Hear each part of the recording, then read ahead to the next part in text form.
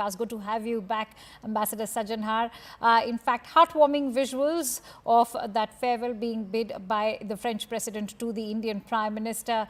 In retrospect, how do you see this entire visit, which spanned over a period of 3 days for Prime Minister Modi? Yeah, thank you very much, Akansha, for having me on the show. Yeah, I think as far as the visit is concerned, in addition to the substantive, substantive is very, very important. But I think it's also mentioned that, the trust between people, trust between leaders, and, the sort of images that we see for President Macron to come to the airport to see off Prime Minister Modi, I think that is very, very unusual, very, very rare, and quite unique. So I think the whole atmosphere, both the leaders holding hands, embracing each other, giving each other hugs, I think that really speaks. And for the French president to offer, his aircraft to fly along with Prime Minister Modi from Paris to Marseille, I think all these are reflections of the very close understanding and very close confidence and trust between the two leaders. And I think that in addition to, what you've been talking with Siddhant, Akansha, as far as nuclear energy is concerned, as far as defense is concerned, as far as the significance and relevance of the Consulate General in Marseille is concerned, all those are at their own place. Yes. Very significant indeed. But also is significant the fact that in this turbulent world, when there is so much of flux, when there is so much of change and uncertainty, in that time, for these two countries, for these two leaders, for these two major powers, to have this sort of an understanding.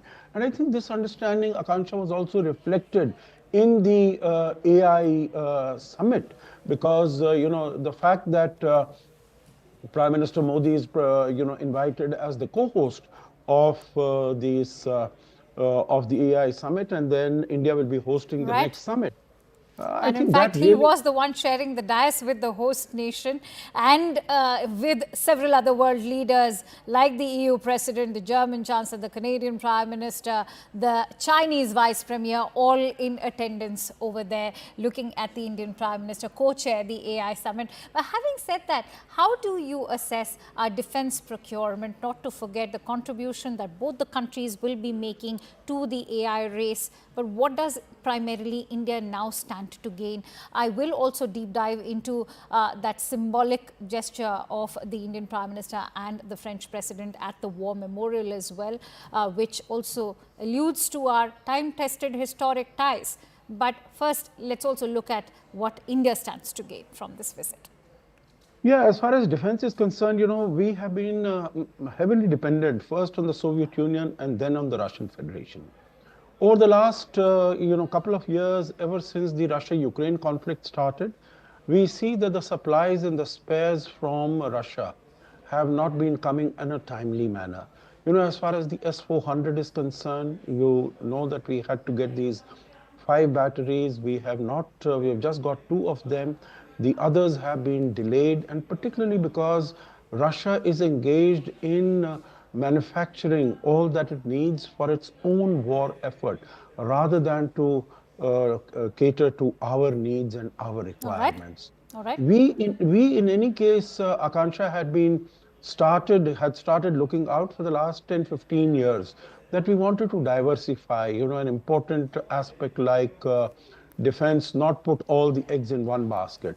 So in that context, France had emerged as the second or the third largest defense supplier to India. And we have found that, whether it is the Rafales now or it is the Jaguar or the Mirage, they have stood us in very good stead. All right, and that's why I'm running short of time, Ambassador. I quickly want to touch upon the last point that I want to make right now. Do you think that Donald Trump is going to be watching this bilateral relationship very closely, given that all those countries like Canada, who have in fact been threatened by tariffs, have looked towards France? India is also fortifying this relationship.